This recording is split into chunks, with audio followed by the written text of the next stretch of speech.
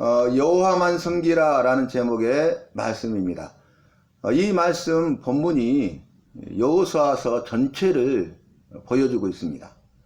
이 여호수아는 이제 두 가지로 우리가 살필 수가 있었죠. 여호수아서는 말씀이다. 그 두 가지 핵심 기둥이 무엇이냐면은 하나는 가나안 정복 전쟁, 하나는 가나안 땅 분배입니다. 여호수아가 여호와의 말씀과 명령에 따라서 그 말씀을 믿음으로 약속의 말씀을 붙들고 순종하는데 여호수아가 할 일이 무엇입니까? 가나안 땅 정복입니다. 그래서 가나안 정복 전쟁을 행하게 되는데 핵심이 무엇입니까? 여호와께서 너희와 함께 싸우시리라. 여호와께서 손에 붙였으니 대승 승리하였느니라. 이게 핵심이지 않습니까? 그래서 이제 가나안 정복 전쟁을 마치고 가나안 땅을 분배하는데 지도자 여호수아와 제사장 엘르아살과 각 지파의 족장들이 여호와의 말씀과 명령에 따라서 제비 뽑아 그 땅을 분배하는데 그들이 제비 뽑은 대로 기업으로 삼고 소유가 되었느니라. 이게 핵심이죠. 그래서 오늘 말씀은 여호수아가 나이 많아 늙어서 죽음을 앞두고 이제 이스라엘 백성들에게 유언과 같은 말을 합니다. 그 내용의 핵심이 뭐냐면 오직 여호와만 섬기라. 여호와만 섬기라고 말을 합니다. 여러분, 우리가 이미 말씀을 살핀 대로 모세가 죽기 전에 죽음을 앞두고 여호와의 부르심을 받기 전에 자신이 생각할 때 광야 40년 생활 가운데 광야에서 태어난 2세대들이 이제는 요단강을 건너가서 젖과 꿀이 흐르는 땅, 곧 크고 아름답고 강대한 땅, 약속의 땅, 소망의 땅, 생명의 땅, 축복의 땅을 차지하게 될 것인데 그들에게 가장 중요한 것이 무엇인가를 생각할 때에 그것은 율법, 여호와의 말씀이었습니다. 여러분, 2세대들은 여호와의 말씀을 잘 알지 못해요. 그래서 신명기는 율법 재교육 아닙니까? 신명기의 핵심이 율법 재교육입니다. 모세가 여호와의 말씀을 가르치고 너희는 여호와의 명령을 지켜 행하라. 여호와의 약속의 말씀을 붙들고 승리하라. 이게 핵심이었습니다. 그런데 오늘 보니까 이 여호수아가 한 일은 무엇이냐면 모세는 율법 말씀을 강조했는데 여호수아는 섬김을 강조합니다. 여러분, 모세와 여호수아를 통해서 알 수 있는 것은 무엇입니까? 우리가 말씀대로 살고 말씀대로 섬기는 자가 되어야 한다는 것입니다. 그런데 여러분, 이 섬김은 첫째는 여호와를 섬기는 것이고 두 번째는 이웃을 섬기는 것입니다. 첫째는 여호와를 섬기고 이것은 여호와 사랑이에요. 둘째는 이웃을 섬기고 이것은 이웃 사랑입니다. 여러분, 모세를 통해서 시내산에서 증거의 두 돌판 10계명을 주셨잖아요. 그런데 이 10계명은 1계명부터 4계명까지는 여호와를 사랑하는 법이고 5계명부터 10계명까지는 이웃을 사랑하는 법이에요. 그래서 10가지 계명을 두 가지로 나누면 첫째는 여호와를 사랑하고 둘째는 이웃을 사랑하는 것입니다. 그런데 예수님께서 이 두 가지 계명을 하나의 계명으로 말씀하셨는데 내가 너희에게 새 계명을 주노니 서로 사랑하라. 사랑의 법이죠. 여호와는 사랑이시라. 여호와는 말씀이시라. 여호와는 말씀이신데 그 말씀이신 여호와는 사랑이셔요. 그래서 여호와를 사랑하고 이웃을 사랑하라고 말씀하셨고 여호와를 사랑하고 이웃을 사랑하는 것이 여호와를 섬기는 것이고 이웃을 섬기는 것입니다. 더 쉽게 말씀드릴까요? 섬김의 삶을 살아라는 것입니다. 예수 믿는 사람은 섬김의 삶을 살아라고 말씀하고 있습니다. 예수님께서 말씀하셨어요. 인자가 온 것은 섬김을 받으려 함이 아니라 도리어 섬기려 하고 내 목숨을 많은 사람의 대속물로 주려 함이니라. 섬기러 오셨어요. 섬김의 본을 보여주셨어요. 내가 주와 선생이 되어 너희들의 발을 씻겼으니 너희도 가서 이와 같이 하라. 섬기는 것이 마땅하니라. 그러면서 그분은 자신의 생명을 내어주시기까지 섬기셨어요. 그래서 여호와를 섬기는 것이 여호와를 사랑하는 것이고 이웃을 섬기는 것이 이웃을 사랑하는 것입니다. 계명을 지키는 것입니다. 말씀을 따라 사는 것입니다. 말씀대로 순종하는 것입니다. 그래서 섬김이란 단어가 중요합니다. 여러분, 예수님께서 섬김에 대해서 말씀하셨는데 마태복음 24장과 25장의 증거는 무엇입니까? 마지막 날 되어질 징조에 대해서 말씀하신 다음에 주신 말씀이 무엇이에요? 양과 염소에 대해서 말씀하시죠. 지극히 작은 소자 하나에게 한 것이 내게 한 것이니라. 지극히 작은 소자 하나에게 하지 않은 것이 내게 하지 않은 것이니라. 그게 뭡니까? 섬김입니다. 예수님께서는 섬기러 오셨고 섬김의 본을 보이셨고 예수 믿는 우리, 예수 믿는 나도 섬기는 삶을 사는 섬기는 자가 되라고 말씀하고 있습니다. 우리에게 여러 가지 달란트를 주셨잖아요. 재능을 주셨지 않습니까? 또 시간을 주시고 열정을 주시고 젊음을 주시고 물질을 주시고 등등 여러 가지를 많이 주셨죠. 주님께서 삶의 순간순간마다 우리에게 지혜를 주시고 힘과 능력을 주시고 용기 백백히 하시잖아요. 마치 여호수아에게 너는 마음을 강하게 하고 담대히 하라. 내가 모세와 함께한 것처럼 너와 함께하리라 하신 말씀과도 같습니다. 오늘 여호와만 섬기라, 이것이 유언입니다. 가장 중요한 것이죠. 여러분, 우리가 믿고 따르며 섬겨야 될 사람이 있어요. 그 사람이 누구냐면 여호와입니다. 천지 만물을 창조하신, 나를 만드시고 부모를 통해서 이 땅에 태어나게 하신 그 여호와만 섬겨야 돼요. 여호와만 참신이세요. 다른 신들은 없어요. 다른 신은 우상입니다. 거짓되고 헛된 것이고 허망한 것들입니다. 썩어질 버려질 형상들입니다.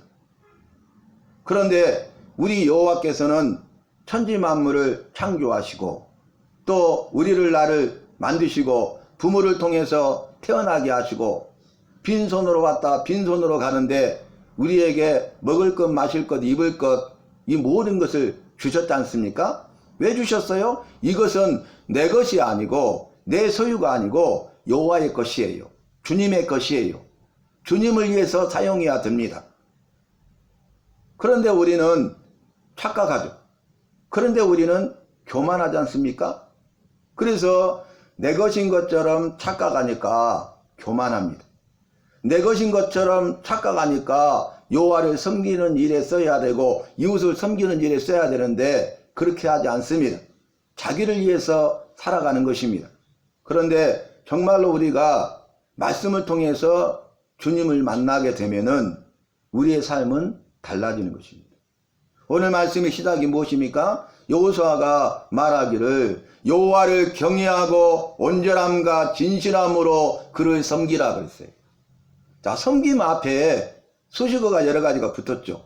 첫 번째 첫 단추가 중요합니다. 여호와를 경외하고. 여러분, 경외가 중요해요. 경외는 가장 크게 두려워한다는 말이에요. 그러니까 사람을 두려워하거나 세상을 두려워하거나 세상에 있는 것들을 두려워하거나 악한 사탄 마귀를 두려워하는 것이 아니라 여호와를 가장 크게 두려워하는 것이에요. 이 경외가 가장 중요해요. 믿음의 조상으로 아브라함을 부르시고 75세에 불렀던 그분이 100세 때 사랑하는 아들 독자 이삭을 말씀하신 대로 주셨어요. 아브라함을 부를 때에 아브라함아 너는 본토 친척 아비집을 떠나 내가 내게 지시할 땅으로 가라. 그런데 왜 갔어요? 이에 약속의 말씀을 믿음으로 갔더니 그랬어요. 그 약속의 말씀이 뭐냐면은 본토 친척 아비집을 떠나가라. 여기서 끝난 게 아니라 내가 너에게 복을 주리니 너는 복의 근원이 될지라. 그러면서 복을 주실 것을 약속하시는데 첫째는 자손의 복, 둘째는 땅의 복, 셋째는 민족의 복을 약속해 주셔요. 땅이 한 평도 없잖아요. 무자였지 않습니까?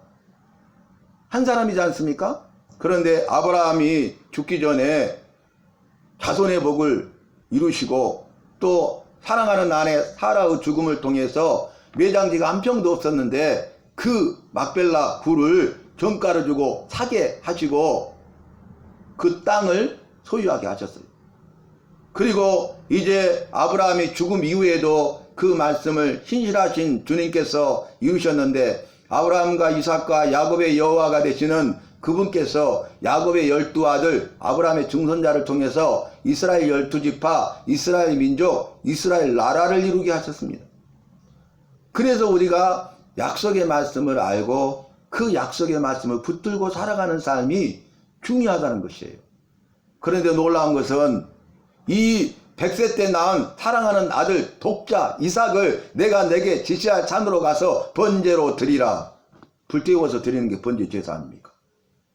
여러분 이런 명령을 하실 수가 있습니까? 그런데 아브라함이 고민했습니까? 여러분 아버지의 심정 아시죠? 부모의 심정 아시죠? 얼마나 마음이 아프고 고통스럽고 그래서 주저하다가 고민하다가 저녁에 잠을 못 자고 밤을 새고 그래서 그 여호와의 말씀대로 이삭을 데리고 가는데 그 아버지의 심정이 어떻겠습니까? 그건 우리의 생각이죠. 성경 말씀에서는요 아브라함이 아침에 일찍 일어나 그대로 믿음으로 행했어요. 그리고 가서 이제 아버지 번제에 쓸 양은 어디 있나이까? 제사를 많이 받잖아요. 그러니까 여호와께서 자기를 위하여 친히 준비하시리라. 그 믿음대로 됩니다. 그래서 칼을 내리쳐서 잡으려고 하는데 죽이려고 하는데 아브라함아 이제야 네가 나를 경외하는 줄 알았다. 경외의 시험에 합격했어요. 마지막 시험이 경외의 시험이었습니다. 얼마나 무서운 말이에요. 네 사랑하는 아들 네가 100세 때 낳은 사랑하는 아들 독자 이삭을 내게 번제로 드리라 하셨어요. 그런데 그 말씀에 믿음으로 순종했더니 경외의 시험에 통과하면서 여호와께서 준비하시죠. 제물을. 그래서 여호와께서 그 산에서 준비하시리라 여호와 이래라 불렀더라. 그랬지 않습니까? 여러분 보세요. 여호와 이래라는 말은 여호와께서 준비하신다는 뜻이잖아요. 원문을 보면은 여호와께서 아신다, 여호와께서 보신다, 여호와께서 준비하신다 그런 뜻이에요. 여호와께서 알고 계셔. 나를 내 형편과 처지를 알고 계셔요. 나의 모든 것을 다 알고 계셔요. 내 마음 중심의 진실함도 아세요. 내 마음의 모든 것을 아시는 그분께서 보고 계셔. 어떻게 반응하는지. 그리고 믿음으로 반응한 자들에게 예비하신 준비하신 은혜와 복을 주시는 것입니다. 여러분 이 경외라는 것은 여호와를 가장 크게 두려워하는 것인데 여호와를 경외하잖아요. 그러면 믿고 따르며 섬깁니다. 내가 여호와를 경외하느냐 경외하지 않느냐를 점검하기 위해서는 내가 여호와를 믿고 따르며 섬기느냐 그렇지 않느냐를 보면 돼요. 여호와의 말씀을 믿고 따르며 섬기느냐 그렇지 않느냐를 보면 돼요. 우리의 믿음은 두 가지지 않습니까? 하나는 여호와를 믿는 믿음이고 하나는 여호와의 말씀인 성경을 믿는 믿음 아닙니까? 이 두 가지에는 믿음의 대상이 없습니다. 그래서 이 경외하면요 믿고 따르며 섬긴다고요. 그러니까 섬긴 것을 보면은 경외하는 것을 알 수 있어요. 열매를 보면은 그 나무를 알리라 주님이 말씀하셨어요. 나의 삶의 열매를 보면 알 수 있다는 거죠. 생각하는 것이나 말하는 것이나 행동하는 모든 것에 내 삶의 열매를 보면은 알 수 있다는 것이에요. 오늘 여호와를 경외하고 그 다음에 온전함과 진실함으로 그를 섬기라 그랬어요. 온전함이 뭔지 아십니까? 노아라는 사람을 보면은 그는 당대 완전한 자요, 온전한 자요 이 말이 나와요. 이게 정말 선에서 죄가 없어서 의로워서 퍼펙트 완전한 게 아니에요. 온전한 게 아니에요. 믿음으로 사는 자를 그렇게 표현하고 있어요.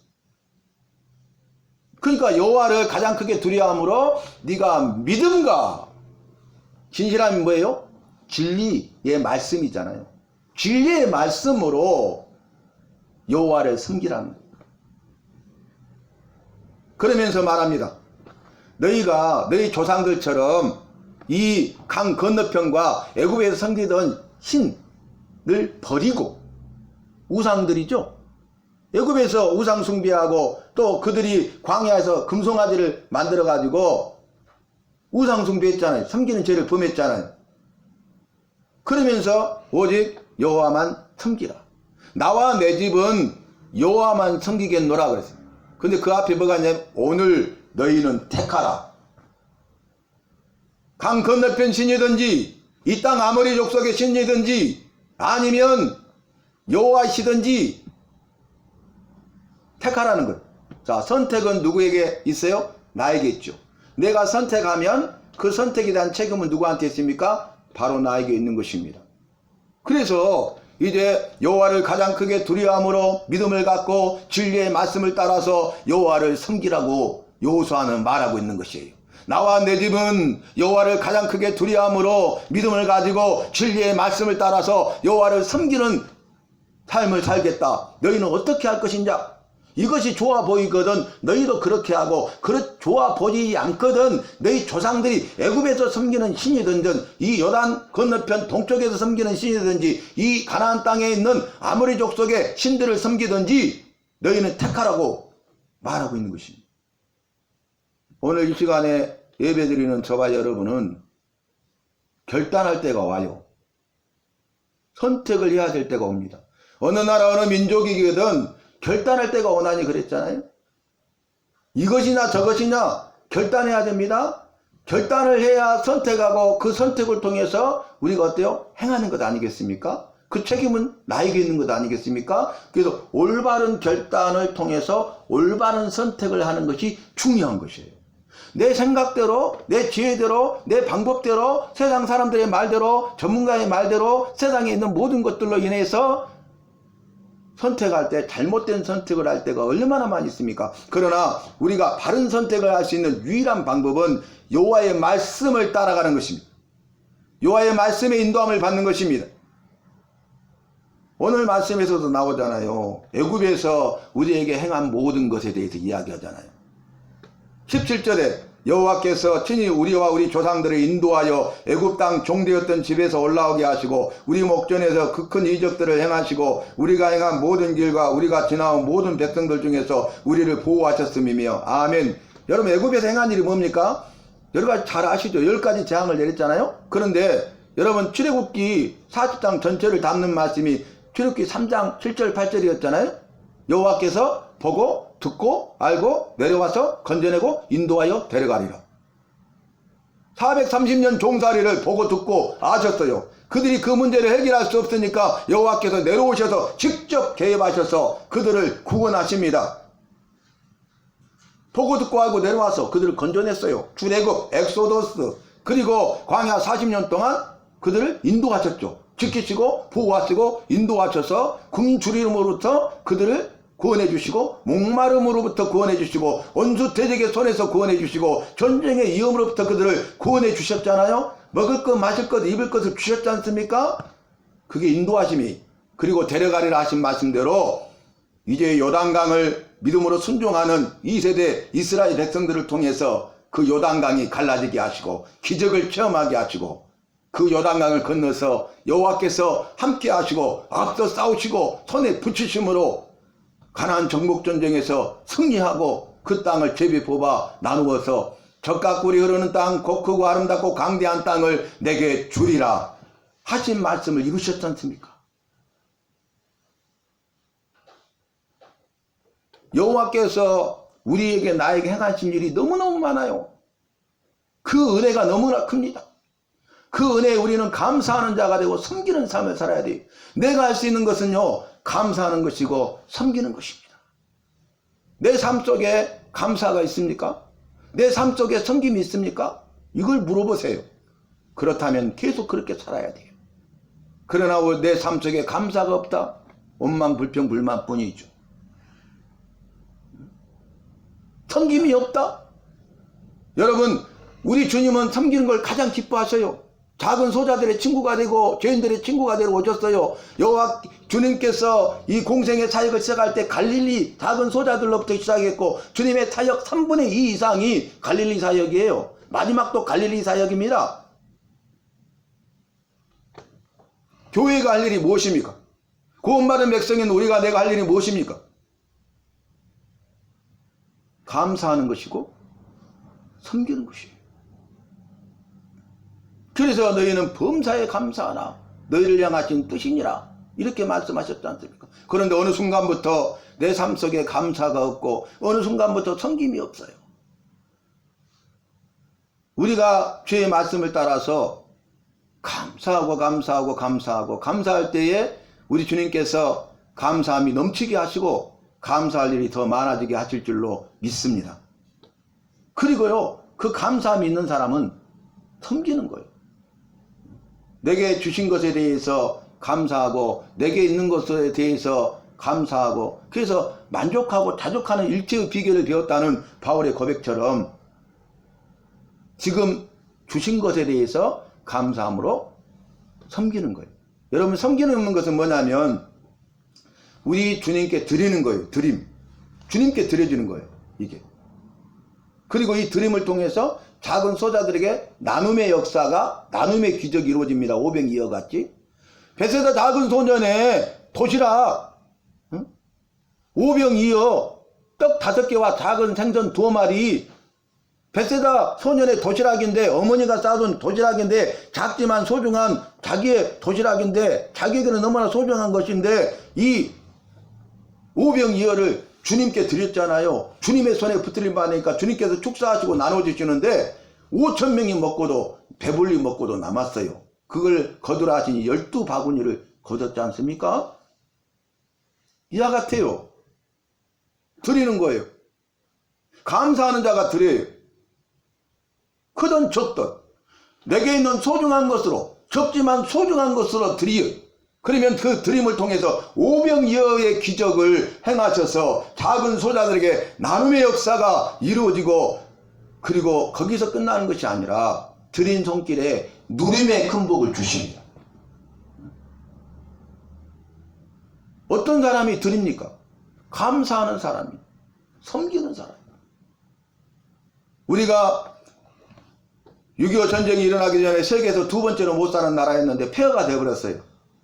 다시 복구된다는 것은 상상할 수 없는 일이었지 않습니까? 그런데 미국을 비롯한 유럽 다른 나라에서 후원을 해줬잖아요. 지원을 해줬잖아요. 그래서 그 지원을 통해서 그들은 뭐 1달러지만 여기서는 엄청나게 큰 돈이잖아요. 그래서 오병이어와 같은 역사와 기적이 이루어진 거예요. 지금 우리가 60년 만에 원조받는 나라에서 원조하는 나라로 바뀌어가지고 원조하고 있지 않습니까? 우리는 적은 돈이지만은, 이 10,000원이 적은 돈이지만 이게 큰 역사를 하지 않습니까? 엄청난 일을 하지 않습니까? 여러분, 1,000,000원이 큰 돈일 수도 있고 적은 돈일 수도 있지만 저희가 얼마나 큰 돈이에요. 그런데 말씀에 따라서 영혼 구원해야 되는데 그들이 물이 없어서 죽어가니까, 죽어버리면 복음도 전할 수 없고 영혼 구원할 수 없으니까 성도들이 말씀 묵상하다가 우리 아프리카 우물파기 합시다 목사님. 그래서 우물파기 했는데 동남아는 100만원 150만원이면 팠었어요. 근데 1,000만원이 들더라고. 이게 몇 년 걸릴까? 근데 11개월 만에 우리가 잠비아에 파줬지 않습니까? 인근에 6개 8개 마을에 사람의 생명이 사는 거예요. 여러분, 정말 작은 소자들을 통해서도 주님은 이렇게 일하시잖아요. 주의 말씀에 따라서 주님이 감동하실 때에는 반드시 뜻이 있어요. 그 감동에 따라서 믿음으로 순종하면은 주님께서 오병이어 기적을 행하시는 것입니다. 모든 필요와 쓸 것을 채우시는 것입니다. 말씀을 정리하면서 제가 1,000만원 하는데 놀랬어. 11개월 돼가는데 157만원이 부족한 거야. 그러면 1,000만원 되는데. 그날 요양병원에서 이제 주일 예배 끝나고 월요일날 화요일까지 다른 병원으로 빼라고, 짐을 빼라고 그래가지고 그 월요일날 그분 휠체어 실어갖고 내려갖고 내 차로 번거로 해서 갔는데 3군데 퇴짜 맞았어요. 그리고 저기 국군통합병원이 있는데 거기 요양병원 하나 있길래 거기 이제 갔는데 거기서도 퇴짜 맞고 나오는데 너무 마음이 아프고 눈물이 나더라고요. 그래서 휠체어를 밀고 오고 있는데 전화가 왔어요. 뭐 어디 주님이 오신 게 목사님이시죠? 예. 그랬더니 누구세요? 그랬더니 통해가지고 들었는데 그 우물파기 한다는 말을 들었다고. 자기는 서울에 있는 분이더라고. 아, 그러시냐고 그랬더니 자기가 마음에 감동이 있어서 아침에 자기 통장에 있는 돈을 다 보내려고 하는데 큰 돈은 아닌데 다 보내라는 그런 감동이 있어서 보내려고 한다고. 그래서 괜찮습니다, 제가 기도만 해드릴게요 그랬더니 이거 주님이 하신 건데 목사님이 그러시면 어떻게 되냐고 그러시더라고. 그런데 나중에 와서 보고 깜짝 놀랐어요. 157만 원 나왔어요. 그래서 우물파기했어요. 여러분, 정말 우리가 내 지금 현재 처해 있는 상황과 환경만 보면 안 돼요. 아무것도 할 수가 없어요. 우리 주님은 내가 처해 있는 상황과 환경을 다 알고 계십니다. 보고 계십니다. 알고 보고 계시는 분이요, 이제 역사하신다고요. 주님께서 이미 여호와 이레로 알고 보고 계시고 준비하고 계세요. 그런데 우리가 믿음으로 살지 않으니까 감사함도 없지, 섬기는 삶도 없지, 그냥 아등바등 되면서 세상에 매여가지고 거기에 붙잡혀가지고 우리가 살아가니까 말씀을 통해서 약속하신 엄청난 은혜와 복을 누리지 못하는 거예요. 말씀을 통해서 이미 우리에게 나에게 주시는 엄청난 은혜와 복을 법과 전혀 상관없는 삶을 살아가는 거예요. 그런데 지금 우리는 둘 중에 하나입니다. 제 주변에 있는 사람들 보면요, 말씀에 따라 살아서 엄청난 은혜와 복을 누리는 자, 그래서 마음껏 더 크게 쓰임받는 사람들을 보고 있어요. 근데 어떤 사람들은 어때요? 자기 가지고 있는 것만 탁 붙잡고 움켜쥐고 있고, 그래서 나중에 그것도 주님이 다 가져가시더라고요. 내 것이 아닌데 주님을 위해서 쓰라 하신 것인데 왜 착각하고 교만하면서 자기만을 위해 살아가면서 감사도 없고 섬김이 없는 그런 지옥 같은 인생을 살아가냐 그 말이. 우리는 감사하고 섬김의 삶을 통해서 천국의 삶을 경험해야 됩니다. 천국의 기쁨을 맛봐야 됩니다. 여러분 어떻게 하실랍니까? 오늘 예배에 참석하신 것은 주님이 이곳으로 인도하신 거예요. 이제는 그랬어요. 이제는 여호와를 경외하며 온전함과 진실함으로 그를 섬기라. 지금까지 네가 어떠한 삶을 살았느냐? 네가 지금까지 여호와를 경외하고 온전함과 진실함으로 여호와를 섬겼느냐? 그렇지 않았느냐? 여호와만 섬기라.